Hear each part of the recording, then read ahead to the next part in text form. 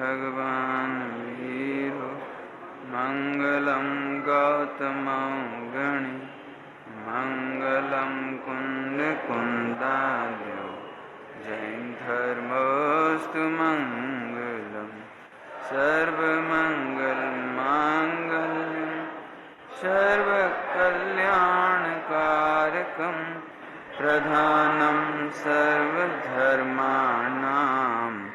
जैनम जयतु शासनम जैनम जयतु शासनम।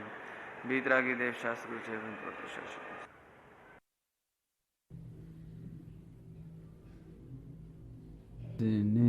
राग द्वेष कामादिक जीते सब जग जान लिया। सब जीवों को मोक्ष मार्ग का निष्प्रय हो उपदेश दिया। बुद्ध वीर जिन हरिहर ब्रह्मा क्या उसको स्वाधीन कहो। भक्ति भाव से प्रेरित हो यह चित्त उसी में लीन रहो। विषयों की आशा इनके सामने भाव धन रखते हैं। निज पर के हित साधन में जो निस दिन तत्पर रहते हैं। स्वार्थ त्याग की कठिन तपस्या बिना खेद जो करते हैं। ऐसे ज्ञानी साधु जगत के दुख समूह को हरते हैं।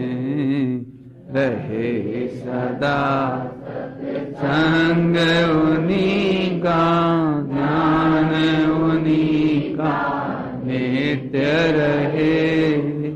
उन्हीं जैसी चर्या में यह चेत सदा अनुरक्त रहे। नहीं सताऊं किसी जीव को झूठ कभी नहीं कहा करूं। पर धन बनिता पर न लुभाऊं। संतोषामृत पिया करूं। बस बस बस बस। ऐसे ज्ञानी साधु जगत के दुख समूह को हरते हैं। इस लाइन पे तो बहुत विचार करना चाहिए। ऐसे साधु जगत के दुखों के समूह को हरने वाले होते हैं। कैसे? अब ऊपर लिस्ट है 3 लाइनों में। जिन्हें विषयों की आशा होगी वे स्वयं तो दुख में रहेंगे ही, परंतु अपने आश्रितों को भी दुख के गर्त में डाल देंगे।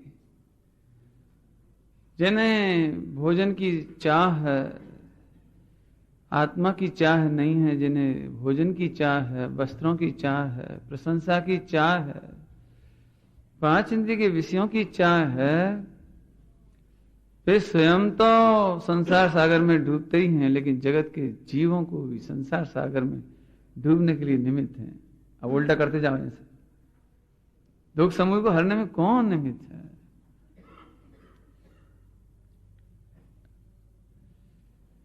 समता का धन जिनके पास होगा वे स्वयं सुखी होंगे और उनके आश्रय से उनके श्रोता, उनके अनुकरण करने वाले अनुयायी भी सुखी होंगे। हम अपने घर में दुखी हैं, दृष्टांत दे रहे हैं, क्योंकि हमने दुखियों का आश्रय लिया है। हम अपने आदर्श, क्षमा करना, उल्टा नहीं लेना, उल्टा नहीं लेना, अब घर जाके झगड़ा नहीं मचाना। हमने अपने आदर्श अपने पिताजी को बनाया, चाचा जी को बनाया, अथवा किसी धनपति हर्षद मेहता को बनाया, अथवा तो और नाम बहुत है, नहीं, लालू प्रसाद को बनाया क्या? नहीं, क्या कैसे कह रहे पंडित जी आप, हमने हर्षद मेहता और लालू को बनाया अपना आदर्श? अरे उन्होंने 5,000 करोड़ की घास खाई, तुम्हारी नीयत 5 रुपए में खराब हो जाती है, तो तुम्हारा आदर्श कौन रहा? उसे न्याय नैतिकता का परिणाम नहीं है, नहीं है ना, तो हम उसकी तो निंदा करते हैं, लेकिन हमारे परिणाम, मैं तो सोचता हूं लालू प्रसाद तुमसे अच्छा था। 5,000 करोड़, उस पर तो नीयत खराब हो सकती है, कोई बड़ी बात, तो बहुत बड़ी पैसा है ना। हमारी क्षमा करना भैया, बस मैं तो एक जरा से सारी करना है, मुझे तो आगे बढ़ना है। हम शिक्षक बने और 25 पैसे की रिफिल पे नीयत खराब हो गई।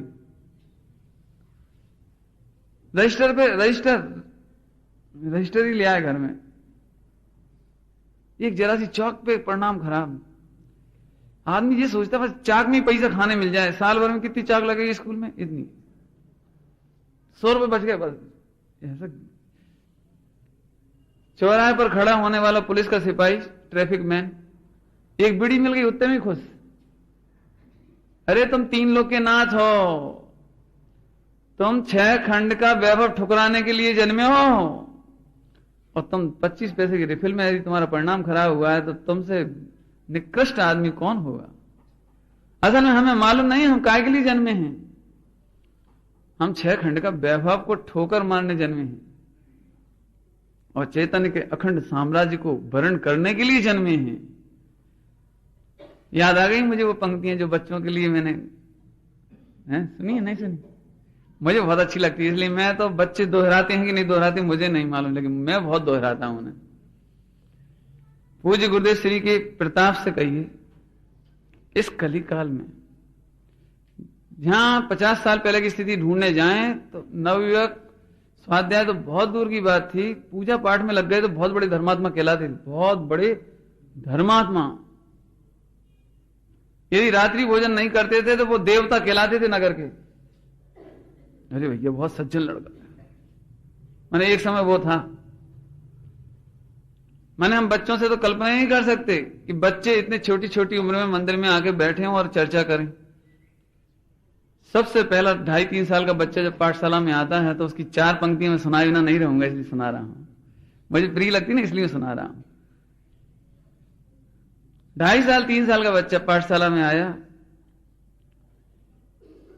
बच्चे मांगे मम मम मम, धर्म करेंगे हम। सुना है? सब सिद्धों को नम नम नम, भगवान बनने जन्मे हम। बताओ 2.5-3 साल का बच्चा जी कह रहा है भगवान बनने जन्म। ये गुरुदेव श्री का प्रताप है? फिर से सुना है? तुमने नहीं पढ़ी पाठशाला? पढ़ी है ना? हाँ। बच्चे मांगे मम मम मम, धर्म करेंगे हम। सब सिद्धों को नम नम नम, भगवान। अब बोल तो दो, इतनी धीरे, फिर से बोलना बे। सब सिद्धों को नम नम नम, भगवान बनने। अब लगा कि बच्चे हैं, भगवान बनने जन्मे। वो हो, जब तक ये चिंता नहीं होगा तब तक यहां से ही लगेगा अरे कहीं से भी 2-5 पैसे बचा ले। मुझे तो ऐसा निकृष्ट लगता है आदमी। इसीलिए धवल जी बार बार कहते हैं कुत्ता आदमी को पहचान लेता है। गजब बात है। अभी अब तो बहुत बड़ी स्क्वाड बन गई, डॉग स्क्वाड बहुत बड़ी बन गई, क्योंकि आदमी महंगे पड़ रहे हैं। इन्हें 10-25 हजार महीने का वेतन दो, फिर स्टैम्प घोटाला कर देती। लाख रुपए का वेतन दो और स्टैम्प घोटाला कर देते हैं। कुत्ता बेचारा सीधा साधा जरा सा खाता है और आदमी को पहचान लेता है, जी अपराधी है, चोर है, जी ये मर्डर करने वाला है, वो पकड़ लेता है।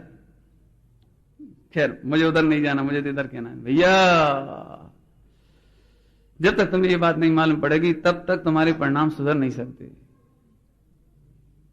इसीलिए फिर हमारे परिणाम भी हल्के होते हैं, हल्के हल्के, समझ गए वो, जिनका नाम अभी आ रहा है लिस्ट में। ऐसे दिगंबर मुनिराज ही दुखों को हर सकते हैं, उन्हें आदर्श बनाने वालों के ही दुख दूर होंगे। बाकी जिनके पास समता धन नहीं है, चाहे वे हमारे पिताजी हों, दादाजी हों, हर्षद मेहता हों, और वे समाज के लीडर हों या नेता हों, कोई हो, जब उनके पास समता धन नहीं है तो वे स्वयं सुखी नहीं है, और उन्हें आदर्श बनाने वाले हम भी सुखी कैसे होंगे?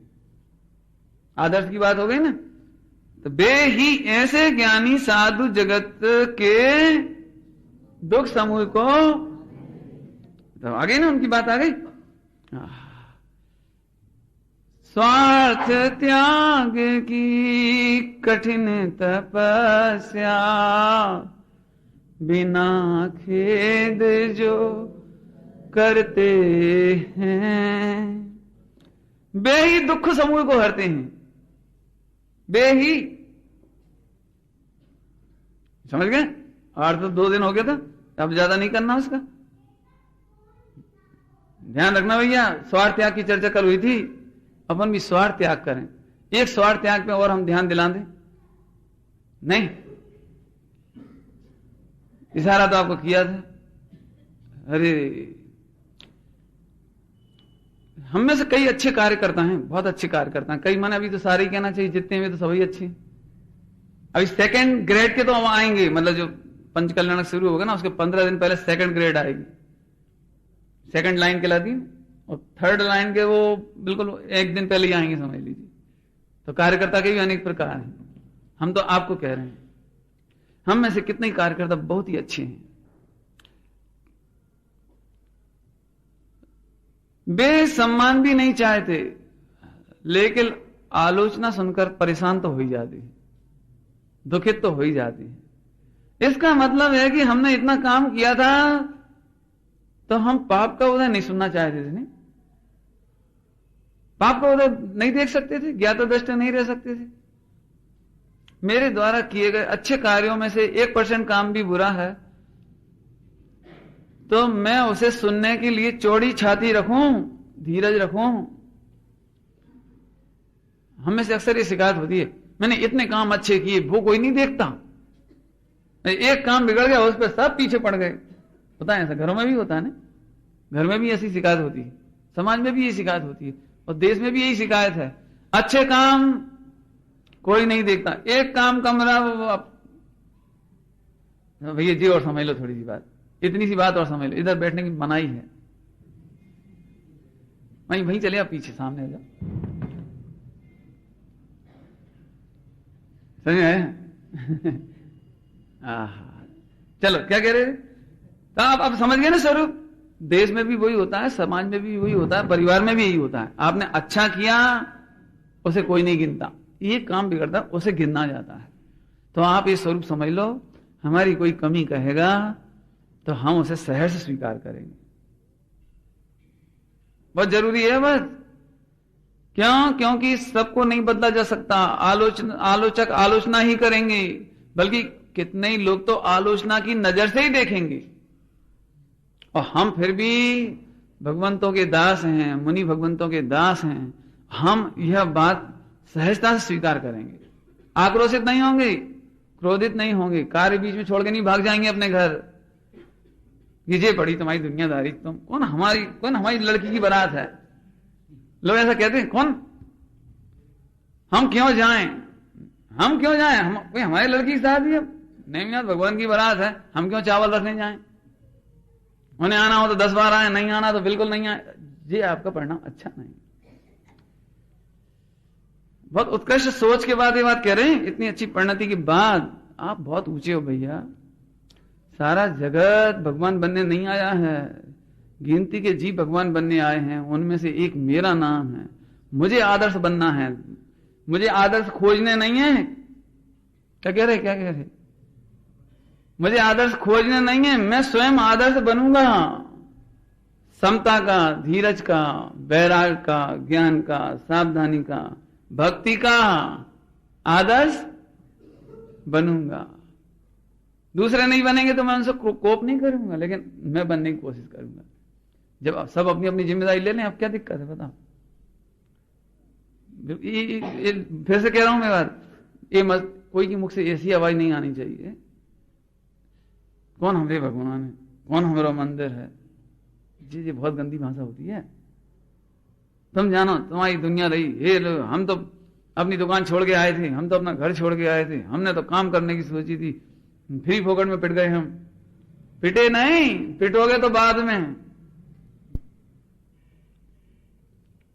अरे यूं समझ लो, अब सभी लोग इतनी बात समझ लो, यदि आप अपने माता पिता के साथ, पत्नी के साथ, बच्चों के साथ तीर्थ यात्रा करने गए और वे बिहारी आ गए, डाकू आ गए, तो तुम अपनी माता को मझधार में छोड़ के भग आओगे?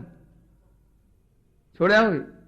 पिताजी को छोड़ आओगे? बच्चों को छोड़ आओगे? किसको छोड़ दोगे? बोलो बोलो, क्या करोगे? कि सब प्रकार से लुट जाएं तो लुट जाएं, लेकिन जब तक माता पिता के प्राण रहते तो उनकी रक्षा करें। यही हो ना? ऐसे ही जगत में मान हो कि सम्मान हो कि अपमान हो, लेकिन पंच कल्याण के बीच में कोई पाप का उदय आ जाए तो भी हम नाराज होकर के नहीं बैठेंगे, क्योंकि ये भगवंत हमारे भगवंत हैं। टोडरमल जी ने कहा है, इनमें तो हमारा ही प्रयोजन भाषित होता है। हमें लगना चाहिए कि इनमें हमारा ही प्रयोजन भाषित होता है। एक वाक्य कहता हूं यहां पे, मैं सुनो। एक गंदी आदत होती है कैबिनेट में, क्षमा करना, कैबिनेट में एक गंदी आदत होती है, जो ज्यादा काम करते हैं उनमें और ज्यादा काम सौंपते हैं, उन्हें और काम बताते हैं और उन्हीं की आलोचना भी करते हैं और उनसे काम भी कराते हैं। और जो काम अच्छा नहीं करते ना, अरे उन्हें क्या काम करा, उन्हें तो रहने दो, उनसे नहीं करा रहे, तुम करो। ये कैबिनेट की एक आदत होती है, सभी जगह की आदत है, कोई छिंदवाड़ा की नहीं कह रहे हैं हम, सारी दुनिया का हिसाब है। जो अच्छे कार्यकर्ता होते हैं उन्हें ज्यादा काम सौंपे जाते हैं, और जो कम कार्यकर्ता होते हैं उन्हें कम काम दिए जाते हैं। ध्यान से सुनना मेरी बात। तब बेचारा इतना खींच जाता है, एक हम ही हैं बस, उसको ऐसा लगता है एक हम ही हैं बस, चारों तरफ से जो जगह, ए भैया नाम जो भी हो उसका, ए दिनेश, ए भैया, ए दिनेश, जो सब एक दिनेश ही दिख रहा है बस, वन मैन शो। क्या अब मुझे इसमें एक दृष्टांत भर देना है, मुझे कहना कुछ नहीं है। बताओ भैया, कपड़े की मार्केट में, आपकी भी कपड़े की दुकान है या सोने चांदी की दुकान है, सोने चांदी के मार्केट में आपकी दुकान है, और सारे छिंदवाड़ा के ग्राहक आपकी दुकान पर आए, तो तुम्हें कैसा लगेगा? कैसा लगेगा? बोलो कैसा लगेगा? अच्छा लगेगा। और रोटी खाने की फुर्सत ही ना मिले चाहे, और चाहे पानी पीने की फुर्सत ही ना मिले, और सुबह से शाम तक काउंटर से हटने की फुर्सत ना मिले, तो कैसा लगेगा? बोलो, सारे ग्राहक तुम्हारी दुकान पे आए तो बोलो भैया नीलेश, कैसा? तुम बताओ बच्चों, कैसा लगेगा? सारे ग्राहक तुम्हारी दुकान पे और सुबह से शाम तक तुम ही काम करो और 1 करोड़ रुपए की इनकम हो जाए, कैसा लगेगा? हैं? लोग में तो चतुर हैं, नहीं पानी तक ना पी पाए दिन भर तो भी कोई बात नहीं, कोई बात नहीं, पानी तो पीते ही रहेंगे, थैंक्स गॉड।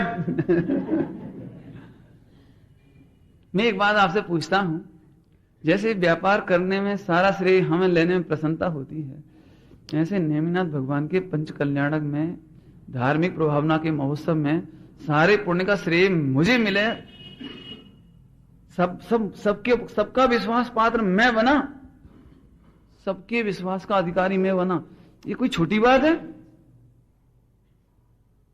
राष्ट्रपति आप पर विश्वास कायम करे, मैंने वो बताया कि हमें आप पर विश्वास है, तो आपको कैसा लगे? अरे राष्ट्रपति, उन्होंने भैया फोन करके बुलाया रात को 2 बजे हमें, कैसा लगेगा? बोलो। हमें तो आप ही विश्वास नहीं हुआ। अरे नेमिनाथ भगवान के कार्यक्रम में निमित्त बनने का विश्वास मेरे ऊपर कायम हुआ, ये मेरे लिए कितना बड़ा पुण्य का उदय है। धन्य वे इंद्रादिक जो भगवंतों के समो शरण बनाते हैं, धन्य वे इंद्रादिक देवादिक जो भगवंतों के पंच कल्याणक के आयोजन में अपने निमित्त बनते हैं और अपने को धन्य मानते हैं। बोलो, हम असली इंद्र नहीं बन पाए, क्यों नहीं बन पाए? क्यों नहीं बन पाए? क्योंकि हमें ऐसा लगता है किसी तरह जो कार्यक्रम निपट जाए भैया, क्या निपट जाए? क्या निपट जाए? निपट जाने का अर्थ समझते हो क्या? किसी तरह से ये बस हम निपटे तो फिर हमने तो भैया कसम खाई। कितनी गंदी बात है। फिर से ये भगवंत हमारे हैं, इनके शासन की प्रभाव न करने में निमित्त यदि हम बने तो हमारा महाभाग्य है। और यदि सबसे ज्यादा हम पर विश्वास किया जाए, सबसे ज्यादा कार्य हमें सौंपे जाएं, तो इसे हम अपना महाभाग्य समझेंगे, ना कि ये समझेंगे कि बे मजा कर रहे हैं, देख लो बे अभी मजा कर रहे हैं, तुम अनंत काल मजा करोगे। वे अभी मजे कर रहे हैं, खाने पीने में मस्त घूम रहे हैं, फिर रहे हैं, नाच रहे हैं, लेकिन उनके भविष्य का भगवान ही ठिकाना नहीं। समझ में आया? जिनको निस्वार्थ भाव से, इस निस्वार्थ भाव ने बे दुख समूह को हरते हैं। ऐसे ही ऐसे ज्ञानी स्वार्थ त्याग की बात आई ना, तो हम कौन सा स्वार्थ त्यागेंगे? कि हम आराम का स्वार्थ त्याग देंगे, हम खाने पीने का स्वार्थ त्याग देंगे, और हमें जगत कोई प्रशंसा करे इस प्रशंसा का स्वार्थ त्याग देंगे, और जरूरत पड़ेगी तो हम आलोचना सुन करके भी प्रसन्न होंगे। क्यों? क्योंकि एक बहुत अच्छी कहावत है, जिनके घर में भोजन ही नहीं बना उनकी आलोचना कौन करेगा कि नमक कम है कि ज्यादा है? क्या समझ गए? नहीं, जिनके घर में भोजन नहीं बना तो उनसे कौन कहेगा तुम्हारे घर में दाल कम है, नमक कम है कि ज्यादा है? तुम भोजन बनाओगे तो कहा जाएगा ए कैसी दाल बनाई है तुमने, नमक कम है। समझ गए कहावत का भाव? समझ गए हैं? जिनके बने से रोनी खारी होए, जिनके बनी ही नहीं।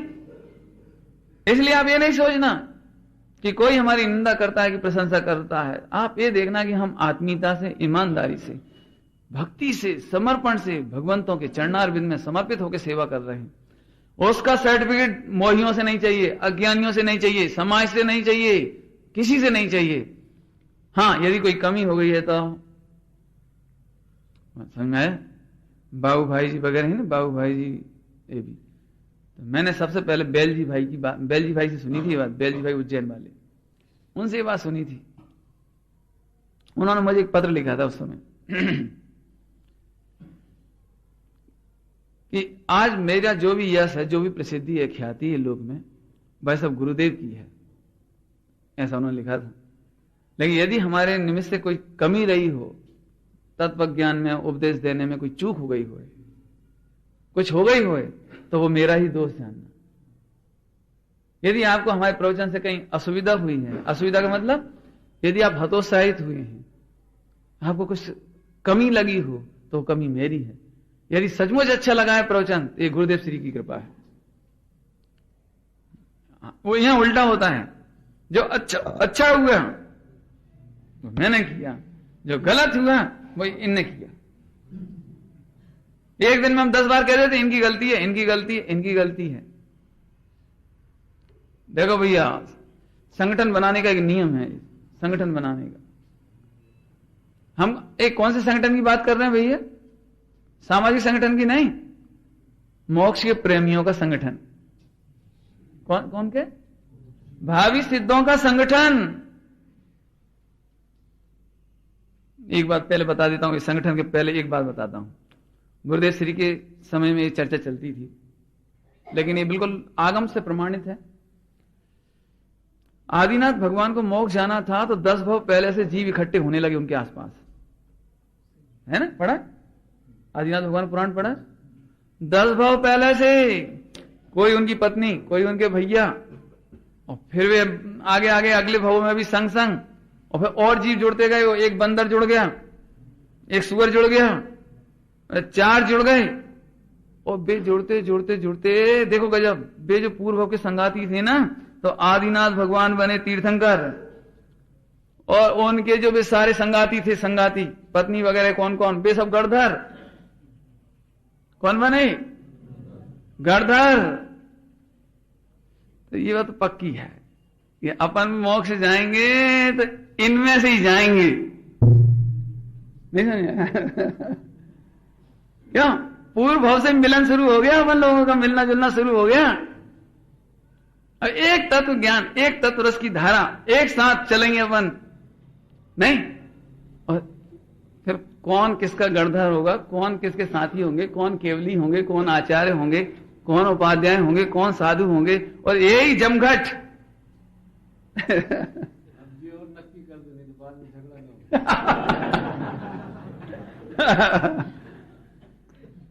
समझ आया? इसलिए मोक्ष के प्रेमियों का संगठन, माने आपकी सोच ऊंची होगी ना तो आपके परिणाम नहीं गिरेंगे। मार मार के कुछ काम नहीं हो सकता, लेकिन आपकी समझ अच्छी हो, आपकी भावनाएं ऊंची हो, तो परिणति नीची नहीं हो सकती। आज सबसे ज्यादा कमी है भावनाओं की ऊंचाइयों की कमी, सबसे बड़ी कमी है आज की। काम तो आप फिर भी करते और आज भी करोगे, जैसे मैं नहीं आता तो भी आप करते, नहीं करते ऐसी बात थोड़ी है, और अच्छे से ही करते, जितना आपसे अच्छा बनता उतना अच्छा करते। लेकिन अंतर में घुटन बर्दाश्त कर लेते आप, तो मैं नहीं चाहता कि वो घुटन हो। अरे वाह तो साहब हमने कुछ कहा नहीं, इज्जत रख दी, एक दिन की बात है, फिर कौन जिंदगी भर है, वो तो अंदर की बात हमने पचा ली, नहीं तो हम क्या बताएं। गुस्सा तो ऐसा आया था कि भाई पकड़ गए। तो अब भले ही आपने ऊपर से गलत व्यवहार नहीं किया, आपने उनका अपमान नहीं किया, आपने कुछ नहीं कहा, और आपकी बात आपके अंदर ही रह गई, लेकिन पूरे जीवन फांस की तरह चुभती रहेगी। और फिर आप मोक्ष के प्रेमी वाले संगठन में शामिल होने के बजाय, ऐसा भी है, रावण के पूर्व से इकट्ठे हो रहे थे संगाती, रावण के संगाती पूर्व से इकट्ठे हो रहे थे वे सब। तो रावण नरक में गया तो उसके सारे संगाती भी नरक में पहुंच गए। अब देख लेना कौन से मंडल में बैठा अपने को। एक ने आलोचना करना शुरू करी, दूसरे ने कही हाँ रे मैंने भी देखा था, उन्होंने ऐसा किया था, उन्होंने ऐसा किया था। उस क्लब में तीसरा शामिल हो गया, चौथा शामिल हो गया, इधर आओ इधर आओ, एक बात बताएं, ऐसा हो रहा क्यों मूर्खता करती हो? जिसके परिणाम जिसके साथ, जिसकी योग्यता उसके साथ। तुम तो ये बताओ तुम कौन से मेंबर हो, कौन से क्लब के मेंबर हो, उधर के कि इधर के? क्या कहां के कौन से मेंबर हो तुम संकेत हैं?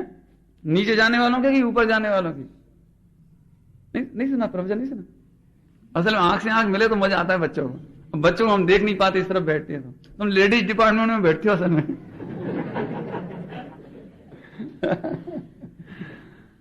कोई बात नहीं, समझ आया बच्चों? अब फिर से देखो, अरे भैया क्या कहें,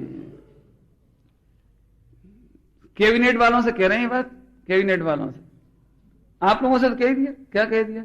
अपने दोष सहजता स्वीकार करो, अच्छाइयां हो उसे नेमिनाथ भगवान का जिन शासन का प्रभाव कहो। क्या कहोगे? नेमिनाथ भगवान के जिन शासन का प्रभाव ही इतना अच्छा था भैया कि इतना संगठन बन गया, इतना अच्छा कार्यक्रम हो गया, हम तो स्वप्न में नहीं सोचते थे। ये तो अभी 18,500 वर्ष जिन शासन का प्रताप है, इसलिए उसमें हम निमित्त बने, हमारा कुछ नहीं। वो गलती हो गई तो स्वीकार करें, एक बात, ये आपकी बात हो गई। अब कैबिनेट वालों की बात, कैबिनेट वालों की बड़ी जिम्मेदारी है। अपने बच्चे से गलती हुई, माने अपने से गलती हुई। दिग्विजय सिंह ने क्या कहा माने, उसने ये नहीं कहा कि वो एक आदमी खराब था, एक वो कार्यकर्ता खराब था, और जी खराब थी, हमने इनसे बहुत समझाई, जी नहीं माने, और इनसे बहुत कही थी बैठ जाओ, ये खड़े हो गए। उसने ये नहीं कहा, उसने कहा मैं इस हार का, इस पराजय की नैतिक जिम्मेदारी लेता हूं। ये कैबिनेट का नेचर होता है। उस समय ये नहीं कहेंगे तुमने गलती करी, उनने गलती करी, उनने गलती करी। मुखिया को इतनी हिम्मत होनी चाहिए कि कोई ये बात कहे कि ये काम गलत हुआ तो ये नहीं कहे कि हमने इन्हें सौंपा था, इन्हें गलती करी, वो मेरी गलती है, अब ठीक हो जाए।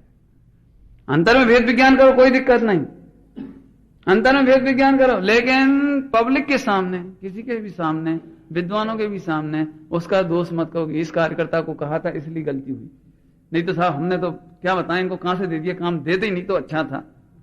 ये नहीं, हमने उसे काम दिया है, उसने बिगाड़ दिया, तो अभी उसकी पीठ ठोको, क्योंकि उसने अपना समय दिया है, उसकी अपनी योग्यता का समर्पण किया है, उसने जानबूझकर गलत नहीं किया है, और उसकी जिम्मेदारी हमारी है।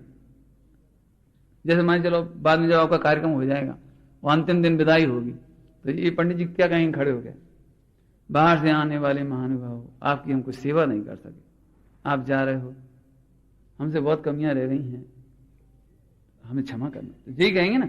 अब ये थोड़ी कहेंगे देखो भाई क्रमबद्ध पर्याय में जो हुआ सो हुआ।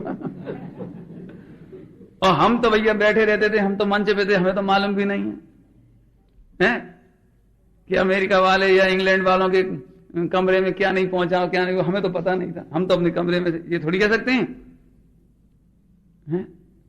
यदि भाई देखो कोई मेहमान दिन भर भूखा रह जाए, उसके पास तक भोजन नहीं पहुंच पाया, भले ही हमने पहुंचाया और नहीं पहुंच पाया, तो जिम्मेदारी हमारी है, कार्यकर्ता की कोई जिम्मेदारी नहीं।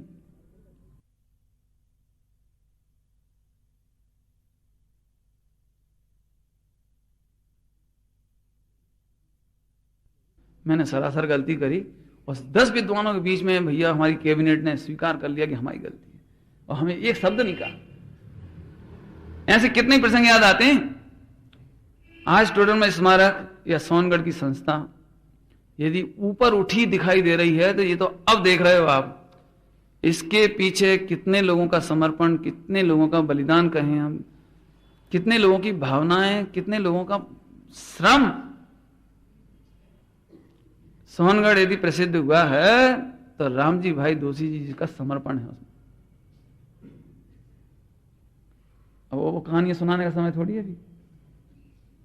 इसलिए आप नींव के पत्थर बनो और बर्दाश्त भी करो। अपने बच्चों की कमियां अपनी कमी है, उसे मालूम पड़े तो कितना कष्ट होगा बोलो। अभी मैं भरी सभा में कहूं, ए विशाल तुमने बहुत गलती काम किया जी, अब ये विशाल प्रवचन नहीं सुन सकता आगे का, नहीं चले। इसकी जगह मैं बैठा होता तो मैं भले विद्वान हूं और प्रवचनकार हूं, लेकिन मैं भी नहीं सुन सकता। भरी सभा में ये बात नहीं सुनी जा सकती, 4 आदमियों के सामने नहीं सुनी जा सकती, अरे यहां तक कि 1 आदमी के सामने भी नहीं सुनी जा सकती। कमियां कहने का ये तरीका है, बता देते हैं, वैसे बताना नहीं चाहिए, ये बात फालतू है, लेकिन फिर भी मुझे कहने का मन आता है इसलिए कह ही देता हूं।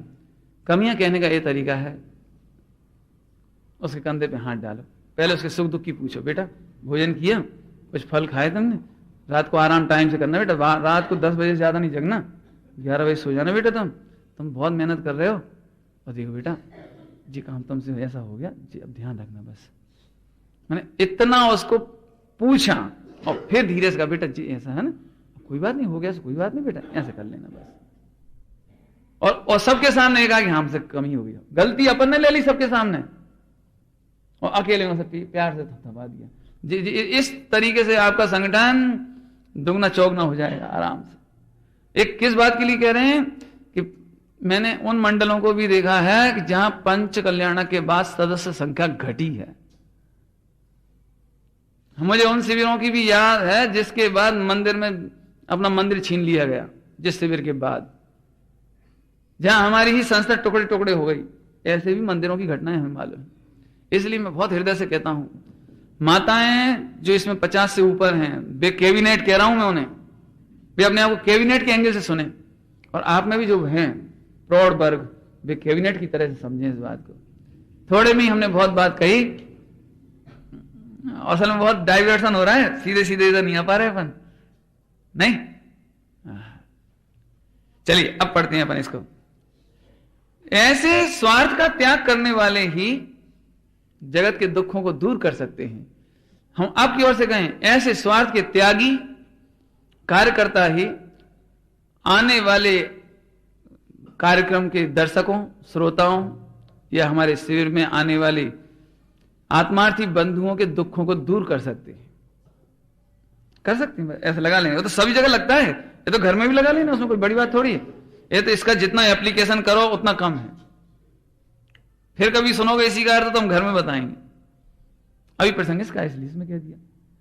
माताएं कैसी हो, सास कैसी हो। आज सास और बहू में झगड़ा इसलिए होता है कि सास 1 मिनट भी बहू की बात पचाती नहीं है, वो 4 जनों में उसे फैलाए बिना रहती नहीं। अपने परिवार में, छोटे छोटे बच्चों के सामने, देवर के सामने, जेठ के सामने, सास ससुर के सामने, यहां तक कि मेहमानों के सामने, अरे ये बड़ी कुलच्छनी है भैया, जरा नहीं सुना। अब जब तुमने ऐसी बात बोल दी तो अब तो गारंटी दे रहा हूं मैं, अब वो जिंदगी में कभी नहीं सुनेगी। बहू ने काम बिगाड़ा, सास ने कहा अरे हम देख नहीं पाए। मेहमानों ने आलोचना करी, ये काम कैसा हुआ आपके घर में, ऐसा भोजन बनता है, अरे हम देख नहीं पाए। हम मंदिर से देर से आए, हम देख नहीं पाए। कोई बात नहीं, कोई बात नहीं, ठीक है। अब सबके सामने स्वयं स्वीकार कर लिया, बच्ची की बहू का कुछ नहीं कहा, और बाद में धीरे से बेटा चूक हो जाती, कोई बात नहीं बेटा हो जाती, आगे से ध्यान रख लेना, बस खत्म। अब वो बहू तो जिंदगी भर माता जी के पैर धोएगी, भाई एक दृष्टांत में दे दिया आपको सारा। सच्ची में तत्व ज्ञानी होने का यह फल है कि हमें थोड़ी उपगुहन की शक्ति आनी चाहिए। स्थितिकरण वात्सल्य किसको कहते हैं? असल में हमने सम्यक दृष्टि के जो 8 अंग पढ़े ना, वो भी रेडीमेड पढ़े। वो घर में होते हैं, वे दिखते ही नहीं। क्यों? घर में होता है कहीं? बोला, मैंने एक बार कहा था, शायद शिव नहीं आए थे पिछली बार, तब कही थी बात कि हम भगवान आत्मा की बात पढ़ते हैं, सब भावी सिद्ध हैं, भगवान आत्मा है, ऐसा पढ़ते हैं ना, सब पढ़ते हैं।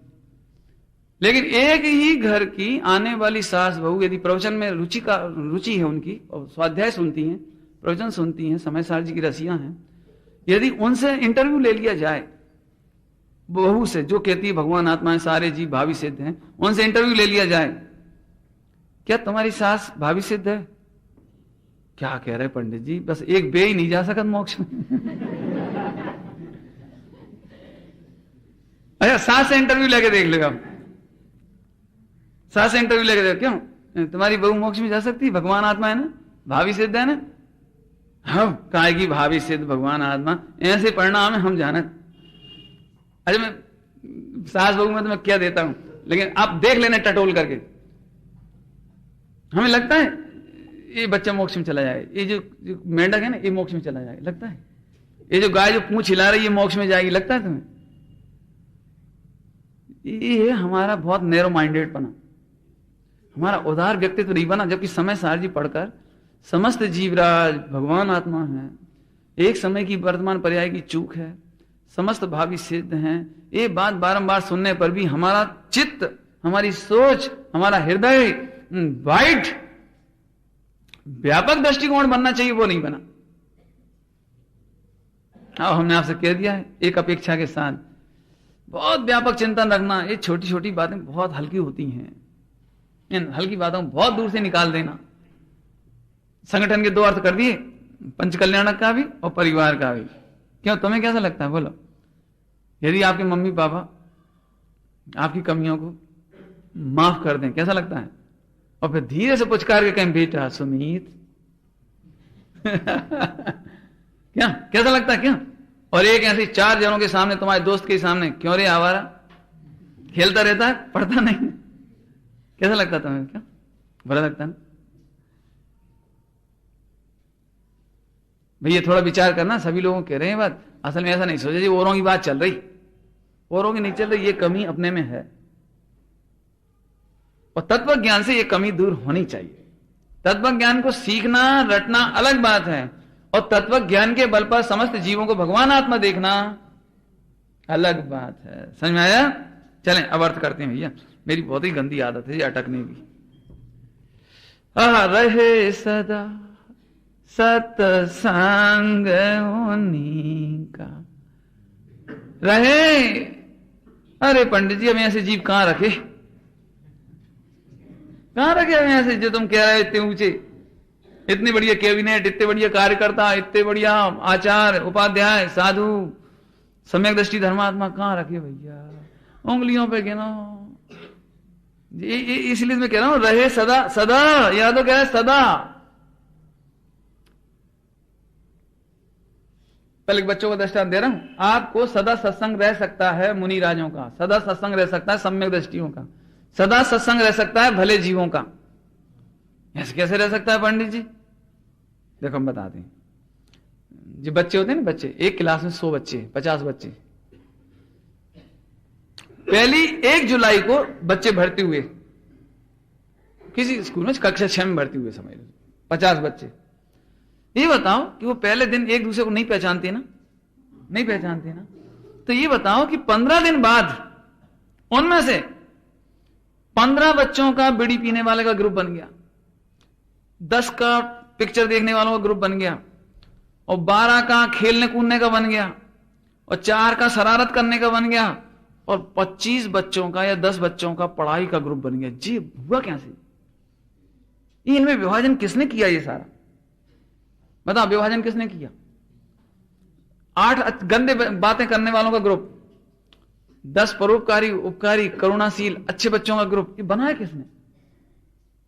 एक पुड़िया खाने वाले का ग्रुप जब बनाया किसने, हमें ये बताओ, कौन ने बनाया? टीचर ने बनाया कि बेटा सुनो, अभी तक का अनादिकाल का ये नियम है कि तुम बीड़ी पीने वाले अलग, तंबाकू वाले अलग। क्यों? तो टीचर ने तो बनाया नहीं और माता पिता बनाते नहीं। ये बनाया किसने, ये तो बताओ जी, ग्रुप किसने बनाया? इस सत्संग का अर्थ कर रहे हैं, सत्संग का, कि जिसकी रुचि जैसी होती है वो वहां ऑटोमेटिक खिंचता चला जाता है। दो संगठन बताए थे, एक ऊपर जाने वाला, एक नीचे जाने वाला, ध्यान रखना। ऐसे ही इसी नेमिनाथ भगवान के पंच कल्याणक के आयोजन में कुछ लोग नीचे जाने का काम करेंगे और कुछ ऊपर जाने का काम करेंगे। अभी कह रहे हैं हम आप, और तुम पहचान मत करना उनकी तुम उनके चक्कर में मत पड़ना कि पंडित जी ने तुम्हें नीचे वाले में रखा है और तुम ऊपर, ये तुम नहीं करना। देख करके समता रखना है। टोडरमल जी ने कहा है, अपने कसाय के परिणाम हो तो अपने परिणाम सुधारना, अपनी कसाय दूर करना, दूसरों को देख देख कर कसाय नहीं करना। आया समझ में है? सब तरह के जीव मिलेंगे, सब तरह की। अभी आप देखोगे तो आपको बड़ा, आप हो सकता है अभी जितना आनंद आपको आ रहा है ना पंच कल्याण के बाद, आप कई प्रकार की शिकायतों से भरे हो। अरे साहब ने तो पहली बार ऐसे लोग देखे, ऐसे लोग आए थे भैया। अब कैसे, मैं बताना नहीं चाहता हूं कैसे है? कुछ लापरवाह होते हैं, कुछ को खाने पीने की दृष्टि होती है, किसको ऐसा लगता है काम बिगड़ जाए, लापरवाही से सामान कहीं का कहीं छोड़ के चल देते हैं। माने ऐसे अनेक प्रकार के लोग आएंगे, आप आलोचनाओं से भरे रहोगे, लेकिन आपको आलोचना नहीं करना है। क्यों? उसका कारण क्यों? जो ऊपर वाले क्लब वाले हैं ना, वे ऊपर वालों के सत्संग करें, और जो नीचे जाना वे ऑटोमेटिक उनका ग्रुप मिलेंगे आपको। वो कौन सा दृष्टांत दिया था स्कूल का? वे अपने आप ही बना लेते हैं 8 का ग्रुप, 10 का ग्रुप, 5 का ग्रुप, पढ़ने वालों का ग्रुप। ऐसे इस पंच कल्याण में आपको सब तरह के ग्रुप मिलेंगे। बी कथा ग्रुप, बी कथा ग्रुप समझिए, समझिए बी कथा ग्रुप पंच कल्याणक होगा। अब बात याद आएगी, अभी कह दूं पूरी को? कह दूं? नहीं कह दें? क्यों कह दें अभिषेक? अच्छा ध्यान से सुनना सभी लोग। ऐसा भी एक ग्रुप दिखाई देगा जो केवल इस इंतजार में रहता है पंच कल्याणक हो और अपन चलें, और उनके हाथ में बहुत सारी, ढेर सारी लग्न पत्रिकाएं होती हैं। समझ गए? कुंडली, फोटो, उनकी विकथा का एकमात्र केंद्र बिंदु जो कौन की नातिन है, जो कौन का नाती है। बाबा ये इशारे में ही समझ लेना। मैंने इसलिए बात कही है, यदि सच में आपको पंच कल्याणक में नेमिनाथ भगवान को ही आपने केंद्र बिंदु बनाया है और आत्म कल्याण को प्रयोजन बनाया है, और मात्र आपको पंच कल्याणक के माध्यम से मात्र धर्म की प्रभावना करना यदि आपका उद्देश्य है, तो मैं सोचूंगा कि आप वास्तव में पंचम काल में भी श्रेष्ठतम पंच कल्याणक कर रहे हो। और यदि इस पंच कल्याणक में भी ये भी कथा होती रही, महिलाओं का ग्रुप बैठ के पंडाल में, जब तक कुछ नहीं हो रहा तब तक पीछे बैठी बैठी घुसर घुसर और पुरुष वर्ग खड़े हो गए अपने, उन्होंने चर्चा शुरू कर दी। और एक समय ऐसा भी था, वैसे अभी भी है, गुना में तो महावीर जयंती सफल करने के लिए उसी दिन वो एक आयोजन होता है, वो परिचय सम्मेलन आजकल बड़ा प्रसिद्ध है। वो बाल ब्रह्मचारी भगवान के जन्म कल्याणक के दिन ही जाने कितने सारे जोड़ों को फंसा देते हैं। क्या करें मैंने जी, लोगों को स्पेशल लिखते थे अपने यहाँ, तो फिर भी बहुत शुद्धता है, बहुत 99% शुद्धता है। दूसरी जगह जब पंच कल्याणक होते हैं तो उन्हें तो स्पेशल ये लाइन लिखनी पड़ती है कि वो उसमें ये व्यवस्था भी की गई है, सामूहिक विवाह सम्मेलन की, अथवा तो ये परिचय की, अथवा इसकी भी व्यवस्था की गई है, ताकि लोग किसी बहाने भीड़ जुटे। ये तो एक तो गुरुदेव श्री का प्रताप है कि हम बिना शादी सगाई के आयोजन किए भी हमारे पंच कल्याणकों में भीड़ हो जाती है। लेकिन फिर भी एक आदमी से भी ये गलती ना हो, 2 आदमी से, 2 महिलाओं से भी ये गलती ना हो, इसलिए वे बी कथा ग्रुप ना बनाएं, वे मुक्तिगामी का ग्रुप बनाए रहें। कौन सा ग्रुप बनाए रहे? 2 ग्रुप बनाए थे ना अपन, एक ऊपर जाने वाला। हाँ, तो तुम कौन से ग्रुप में रहोगे? भी कथा नहीं होना चाहिए, विसंवाद नहीं होना चाहिए। अब माताओं की बात नहीं करी, पुरुषों की बात नहीं करी, आप लोग भी ध्यान रखना इन बातों का। इस समय अपना चित्त मलिन नहीं होने पाए।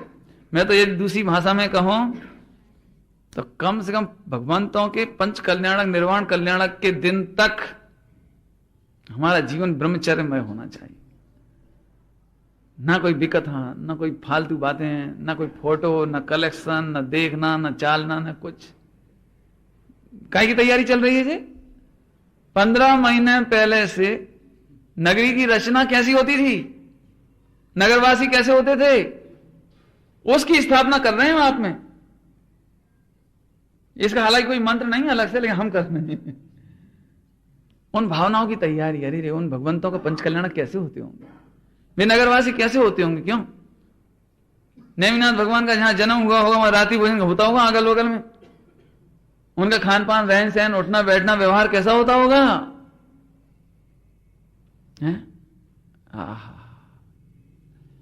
वो पवित्र धर्म नगरी की स्थापना हो रही है अब आपके नगर में, छिंदवाड़ा में। अब आप अपने आप को ये समझो कि हम नेमिनाथ भगवान की प्रजा हैं। कौन है हम? इसलिए आपकी चिंतन, आपका उठना बैठना, सब चीज बहुत जोरदार होनी चाहिए। समझ में आया? खनिया थाना में तो हमने एक बात कही थी, यहां आप कर रहे होंगे मेरे ख्याल से, मुझे पता नहीं। कायदे से तो आप सभी को, क्यों जी 4 तारीख का आपको कितनी बेसब्री से प्रतीक्षा थी? समझिए, 4 तारीख कितनी बेसब्री से प्रतीक्षा थी, बोलो। यदि आपको मालूम पड़ जाए कि छिंदवाड़ा के स्टेडियम में भारत और ऑस्ट्रेलिया का मैच होने वाला है, कितनी तारीख को? कि 15 जनवरी को, तो उसकी कितनी बेसब्री से प्रतीक्षा होती है, नहीं? क्रिकेट वालों को होती नहीं होती? एग्जाम्पल दिए, शादी विवाह वालों को 15 दिन बाद बारात जानी है, शादी होनी, तो 15 दिन तक उसको कैसा लगता है? जब लौकिक आयोजनों में हमें रोमांच होता है, 15 दिन कब आए पूरे, कब वो मैच हो, कब और मालूम पड़ जाएगी कल सुबह की फ्लाइट से 8 बजे आ रही है टीम, तो कितने बजे पहुंचोगे वहां? एक झलक देख लें हमारे तेंदुलकर की, क्यों? नहीं होता है ना ऐसा? जब शादी विवाह का रोमांच इतना ज्यादा और खिलाड़ियों को खेल के प्रति जो है ना, तो खिलाड़ियों के प्रति रोमांच इतना ज्यादा, तो 17 तारीख की बेसब्री से कितनी प्रतीक्षा होनी चाहिए? कैसा लगना चाहिए अपने को? कितना रोमांच होना चाहिए हमको? जब 15 महीना पहले लोगों को खबर पड़ी होगी नगरी में कि 15 महीना बाद नेमिनाथ भगवान अवतरित होंगे, वो नगरवासियों को कैसा लगता होगा, ये भगवान हमारी देह ना छूट जाए, क्योंकि मरण तो मरण है भैया। तो उन लोगों की कैसी भावना होती है? बस जब ये रामायण सीरियल आया था ना, उससे बहुत साल हो गए, तो बहुत साल हो गए, तो करीब मेरे ख्याल से तो लगभग बहुत साल हो गए, 15-18 साल हो गए। तो रामायण सीरियल इतना प्रिय था कि मैं उसके लिए मरना नहीं चाहता था। मुझे ऐसा लगता था अगले एपिसोड में क्या बताएंगे, मर गया तो कैसे मालूम पड़ेगा। माने इतनी उसकी बेचैनी कि किसी तरह से बस ये सीरियल पूरा हो जाए, फिर मरे तो कोई दिक्कत नहीं। माने इतना जानने की जिज्ञासा उसकी बनी हुई थी। ऐसे 15 महीना पहले से कैसा लगता हुआ उन जीवों को, ये भगवान अब हमारी नगरी में एक साक्षात तीर्थंकर जन्मे, उनका जन्म हुआ, ये प्रभु इससे पहले कहीं देह ना छूट जाए। अरे बुजुर्ग भी तो होंगे कितने, कितना रोमांच, वो रोमांच अपने को नेमिनाथ भगवान जन्मेंगे, सारे साधर्मियों का मेला होगा। उस आयोजन में हम आत्म कल्याण कैसे करेंगे, आत्मार्थियों की सत्संगति कैसे करेंगे, सत्संग ज्ञानी पुरुषों की सत्संगति कैसे करेंगे, जो गुणी जन आएंगे उनका सत्संग कैसे करेंगे, कैसे करेंगे सत्संग, कैसे करोगे? क्यों? कि पंडित जी बस एक रिक्वेस्ट है आपसे, आपके बगल में खड़े होकर एक फोटो खिंचवा दो बस। ये भी एक सत्संग का तरीका है। ये कोई तरीका नहीं है। अब अभी मैं इस पे ज्यादा कहूंगा नहीं कुछ आपको। विद्वानों के साथ फोटो खिंचाने की कोशिश मत करो, विद्वान बनने की कोशिश करो। और विद्वान बनने की कोशिश मत करो, विद्वान जिस दृष्टि के बल पर वह बात कहते हो, जिसके अनुभव के बल पर कहते हो, या जिस अनुभव की प्रेरणा करते हो, उसे दृष्टि में लो। ये सत्संग। अभी पंडित साहब ने कहा था ना, भक्त कौन? सातवें नरक का नार की सम्यक दृष्टि है, वो जिनेन्द्र देव का भक्त, निकट रहने वाला, और समो शरण में मिथ्या दृष्टि, और प्रशंसा करने वाला कि हाँ भगवान आज तो हमारा जीवन धन्य हो गया, वो निकट नहीं है। बहुत अच्छा शब्द बोला था, क्या बोला? निकटवर्ती भक्त, निकटवर्ती। बोलो भैया, ऐसे रहे सदा सत्संग। आपको आचार्य कुंद देव का सदा सत्संग रह सकता है इस पंच कल्याणक में, नहीं पूरे जीवन। कैसे रह सकता है? इसका वर्णन आया नीचे, कैसे रह सकता है। महावीर भगवान का सत्संग करना है तुमको, कि सब वे तो मोक्ष में चले गए, उनका सत्संग कैसे करेंगे अशोक जी? वे तो मोक्ष में चले गए, उनका सत्संग हम कैसे करें? आचार्य कुंद देव, अमृतचंद देव, वे तो स्वर्ग में चले गए, उनका सत्संग कैसे करें? कि ऐसे कर सकते हो कि आप ध्यान रखना, लोग शिकायतें भी करेंगे, आलोचनाएं भी करेंगे, बुराइयां भी करेंगे, लड़ाई झगड़ा भी करेंगे, स्वार्थ भी साधेंगे, और जो उन्हें दिखेगा सो करेंगे, लेकिन हम भूल करके भी ऊपर जाने वालों का क्लब नहीं छोड़ेंगे, संगठन नहीं छोड़ेंगे। चार बुराई कर रहे होंगे, हम जाएंगे नहीं, फटकेंगे नहीं वहां। पुड़िया खाने वाले कैसे इकट्ठे हो जाते हैं कि दो जने पुड़िया खा रहे थे, तो अपन चुपचाप पहले खड़े होकर देखते रहे, फिर उन्होंने कहो यार क्या बात है, अब बन गई हो रही है क्या? हम मालूम पड़ जाएगी भाई ये बात हो रही, हम जाएंगे ही नहीं। जो किसी की भी आलोचना करेगा, किसी की भी निंदा करेगा, उस ग्रुप में हम शामिल होंगे ही नहीं। हम तो हर पॉजिटिव देखने वाले को देखेंगे, उसकी सत्संगति करेंगे, जो हमें चेतन की बातें बताएगा हम उसके पास खड़े रहेंगे, उसके काम करेंगे, उसकी सेवा करेंगे। ये सत्संग का तरीका है। मैं नहीं बताता हूं, इसी में लिखा, देखो, रहे सदा सत्संग। सत्संग समझे कैसे करना है?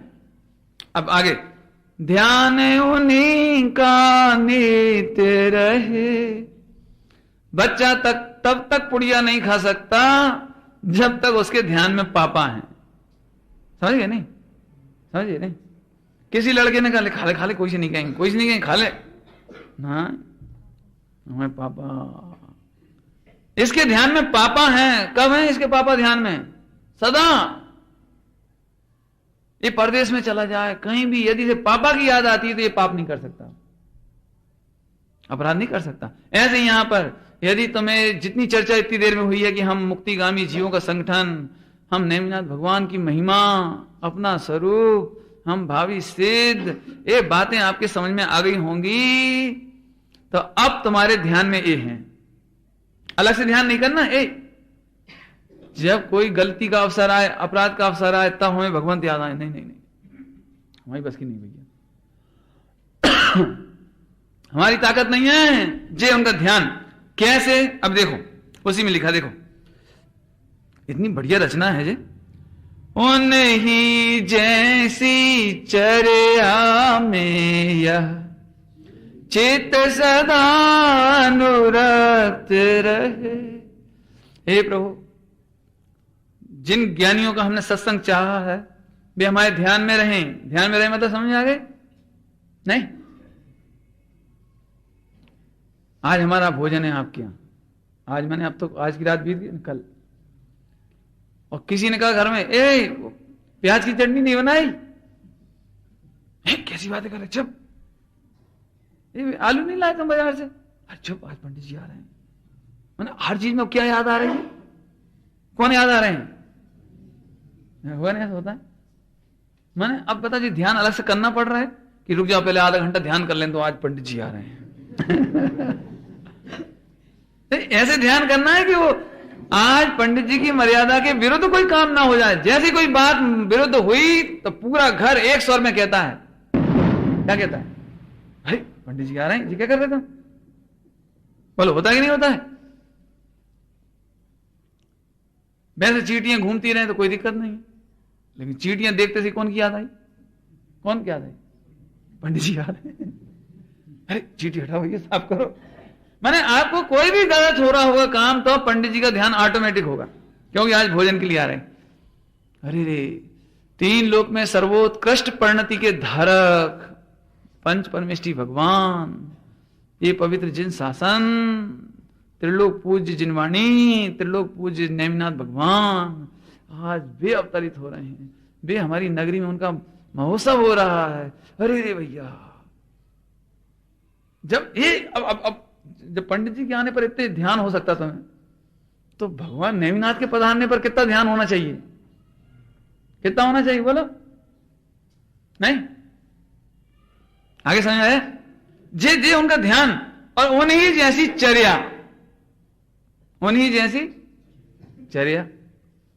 और चर्चा तो इसमें बहुत है, हम तो आगे कहते हैं कैसी चर्या, कैसी चर्या इन नहीं बताई। तीसरी लाइन देखो, नहीं सताऊं किसी जीव को।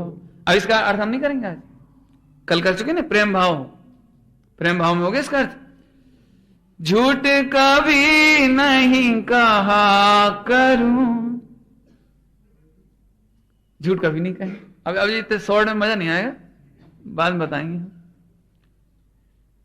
झूठ नहीं बोलना चाहिए, ये सारी दुनिया कहती है, लेकिन बिल्कुल इसी प्रकार से कहती है जैसे कि मैं एक दृष्टांत दे रहा हूं। सुनोगे दृष्टांत? समझ लोगे दृष्टांत? सुनो, सुनना भी ध्यान से, ध्यान से सुनना सभी लोग। नई दुनिया, नई दुनिया, नई दुनिया में एक डगुड बिलांडी आता है, सुना है आपने? डगुड बिलांडी, वो 3-4 कार्टून है छोटे छोटे, डगुड बिलांडी, वो आता है, अभी भी आता है। उसमें एक बार पढ़ा था मैंने कि वो डगवुड अपने बिलांडी उसे बच्चे से कहता है, बच्चे रैंडी नाम है उसका बच्चे का, जो भी नाम है कुछ, उससे कहता है बेटा जिंदगी में शादी मत करना। बहुत तकलीफ है बेटा, शादी नहीं करना। तो उसको जो उसका बेटा रहता है ना, जो भी नाम है उसका, रैंडी जो भी कुछ नाम, वो क्या कहता है? यस पापा, मैं भी अपने बच्चे से यही कहूंगा।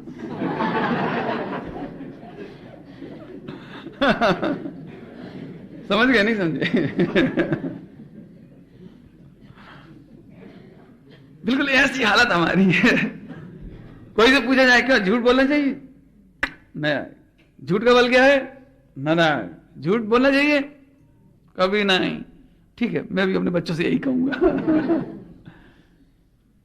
अब ये हंसी में ले लिया मैंने आपको। जब मैं झूठ के प्रकरण देखता हूं तो कम से कम 2-3 घंटा चले अब जिस पर चर्चा। झूठ, अपन झूठ समझती कहां है? किसको झूठ समझते आप? अभी तो स्थूल स्थूल झूठ बोलते हैं, स्थूल हैं? उसमें एक झूठ आप नहीं बोलना, और नहीं तो आप तो स्पष्ट कह देना। मैं एक की बात कर रहा हूं, बाकी तो आप समझ लेना। यदि सचमुच अटपैरा घी हो तो ही कहना कि अटपैरा घी है। समझ गया? जे नहीं कि सम्मान वचन का है शुद्ध है, आहार जल शुद्ध है, और क्या लगा उसका फल तो हमें लगेगा, उसका पाप तो हमें लग जाएगा। आप तो जी बहुत बड़ा झूठ है। यदि सचमुच अटपैरा हो तो बोलो, और नहीं तो हम तो कह रहे हैं आप बिल्कुल अखबार में लिख दो, जिन्हें अटपैरा का खाने का नियम, वे अपने साथ डबिया में घी ले आए। क्या शर्म की क्या बात है? सत्य बोलो ना। यदि व्यवस्था हो तो लिखो, नहीं होए तो आप कहो भैया टूटी फूटी व्यवस्था में बिना घी की रोटी है तो साहब क्षमा करना। और यही हमारी जो टूटी फूटी व्यवस्था उसे आप अमृत समझ के ग्रहण करना। कहो, हिम्मत करो। झूठ क्यों? वो वहां के उधर की नमकीन नुक्ति सर्व हो गई, वो बेचारा अटपेरा समझ रहा है। हो जाता नहीं, ऐसी गलती नहीं हो जाती ऐसी? मेरे ख्याल से तो 99% तो होती है। 100 भी कहूं तो अभी तो नहीं। बड़ा, अरे अभी तो एक छोटा सा इशारा किया है, बहुत एक से एक बातें मिलेंगी आपको। अभी इतना ही बहुत है, टाइम हो रहा है। झूठ नहीं बोलना, हमारा मतलब तो है झूठ नहीं बोलना। देखो क्या कहें, लिखा है छना हुआ शुद्ध जल। अब किसे कहते हैं छना हुआ जल? बताओ। हम एक पतली सी धोती बांधते हैं, उस पर वो पानी छनता रहे दिन भर, और जीवाणी की तो चलो अभी बातें ही जाने दो। हम तो ये सोचते हैं इसकी मीटिंग करो आप एक, कि ये व्यवस्थाएं कैसे सुधरेंगी। एक व्यक्ति एक ही काम ले लो, 100 काम मत लो, 10 काम मत लो, एक ही काम, भैया मेरी जिम्मेदारी है, सुबह 2 घंटे में पानी छनवाऊंगा, हो देखो काम सुधर जाता, कोई दिक्कत थोड़ी है। अब इतनी मिस्टेक होती है। मेरे हिसाब से तो सूद का भोजन बनना असंभव ही समझता हूं, मैं तो समझता हूं। मतलब 100% तो छोड़ो, लेकिन 10% शुद्ध बनने की बात कर रहा हूं मैं आपको। 10% शुद्ध की बात कर रहे हैं, 100 की नहीं कह रहे हैं हम। क्यों कि अविवेकी लोगों के हाथ में पड़ जाती हैं वो चीजें। अविवेकी समझ गए? पानी का जग है, टंकी में से निकाला और जमीन पे रख दिया, दूसरे ने उठाया जमीन पे से, थोड़ा सा ऐसे पहुंचा, उसमें डाल दिया, हाथ धोने का ठिकाना नहीं। गिलास कोई एक दौड़ता एक कार्यकर्ता आया, उसने एक झूठा गिलास मिला, उसने कौन देख रहा है कौन क्या कर रहा है, फटाफट उसमें पानी डाला, पिया, चलते हुए नहीं। व्यवस्था ऐसे बिगड़ जाती है।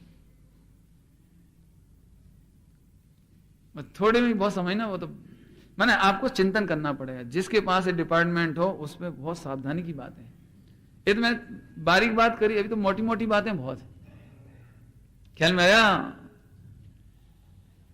चलो होगी, बहुत सारी बातें हैं, आगे चलिए। झूठ कभी नहीं कहा करूं, पर धन बनिता पर ना लुभाऊं, संतोषामृत पिया करूं। संतोष रूपी अमृत